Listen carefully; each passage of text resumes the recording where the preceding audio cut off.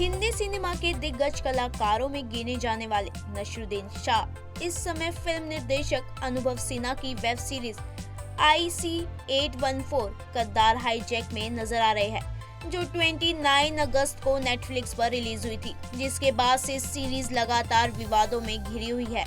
इस सीरीज की कहानी साल 99 में हुए प्लेन हाईजैक की सच्ची घटना पर आधारित है।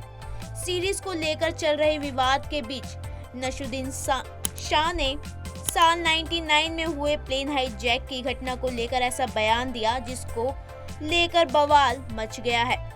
उनके इस बयान की काफी आलोचना हो रही है। इतना ही नहीं, एक्टर के इस बयान को लेकर शिवसेना प्रवक्ता कृष्णा हेगड़े और महाराष्ट्र के सांस्कृतिक एवं वन मंत्री भाजपा नेता सुधीर ने अपना रिएक्शन देते हुए एक्टर को आड़े हाथ लिया और उनके बयान की खूब आलोचना की। हालांकि कोई पहला मौका नहीं जब नसरुद्दीन ने कोई विवादित बयान दिया हो, उन्हें उसकी आलोचना का सामना करना पड़ रहा है।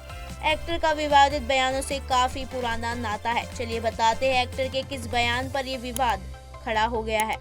दरअसल सीरीज IC814 गद्दार हाईजैक पर बढ़ते विवाद के बीच मंगलवार को टीम ने एक प्रेस कॉन्फ्रेंस की, जहां नसरुद्दीन ने उस हाईजैक की घटना को याद करते हुए अपना अनुभव शेयर किया। उन्होंने बताया, जब ये घटना घटी तब मेरी उम्र करीब 50 साल थी। मुझे याद है कि मैं बहुत चिंतित था, क्योंकि मुझे लग रहा था कि इससे इस्लामोफोबिया की एक और लहर उठ सकती है। किस्मत में ऐसा नहीं हुआ। मैं जिस बात को लेकर काफी परेशान था कि आगे क्या होने वाला है, मुझे समझ नहीं आ रहा था कि मैं ऐसा क्यों महसूस कर रहा हूँ, लेकिन मुझे यकीन था उस समय यात्री और पायलट ने बहुत मुश्किल घड़ियों का सामना किया होगा। वहीं अब नसरुद्दीन शाह के इस बयान को लेकर भाजपा और शिवसेना ने नसरुद्दीन शाह के हालिया बयान को तीखी आलोचना की।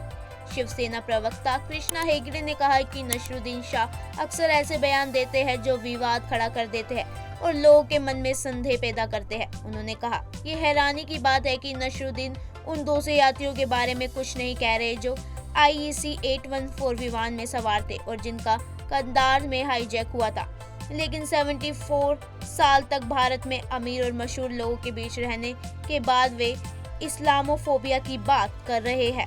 इसके अलावा महाराष्ट्र और सांस्कृतिक वन मंत्री बीजेपी नेता सुधीर ने भी नसरुद्दीन के बयान को कहा है कि उन्हें इस बात से कोई फर्क नहीं पड़ता कि एक्टर ने क्या कहा, लेकिन असली मुद्दा यह है सिनेमा को सच्ची और साफ तस्वीर दिखानी चाहिए। उन्होंने ये भी कहा कि ध्यान इस बात पर होना चाहिए कि असल में आतंकवाद कौन है।